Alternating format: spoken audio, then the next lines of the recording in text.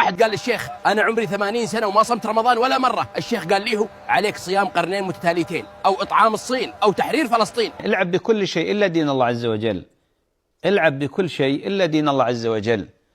والصحابة رضي الله عنهم لما كانوا في سفر مع النبي عليه الصلاة والسلام كان مجموعة من المنافقين في مؤخرة الجيش، فقالوا 3 كلمات أغضبت الذي في السماء على العرش استوى.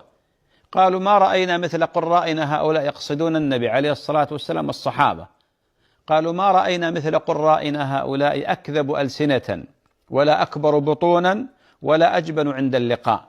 فسمعهم صحابي جليل قال كذبتم، فانتقل من مؤخرة الجيش إلى مقدمة الجيش حتى يخبر النبي عليه الصلاة والسلام، فوجد جبريل قد سبقه.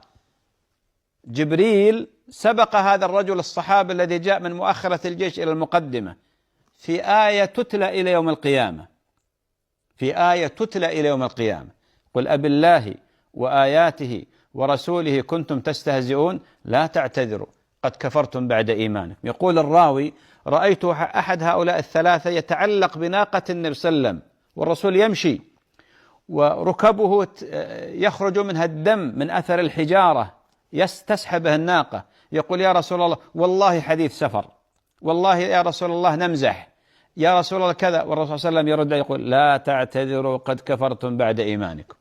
ورسالة لكل إنسان يستهزي بكل بجاحة وبكل صفاقة، خاصة في مسائل الدين. إذا جاء وقت الأضحية طلعوا نكت على الأضاحي، إذا جاء وقت رمضان طلعوا نكت على الهلال، واستهزاء وسخرية ونكت وطرف. هذا دين الله عز وجل ما يلعب فيه. وبعدين والله عليك وليس لك. المسألة أنت لن تضر دين الله شيء، لن تضر الله شيء ولا دين الله ولا أهل الإسلام، تضر نفسك أنت يا مسكين. هذا المستهزئ ما يضر إلا نفسه.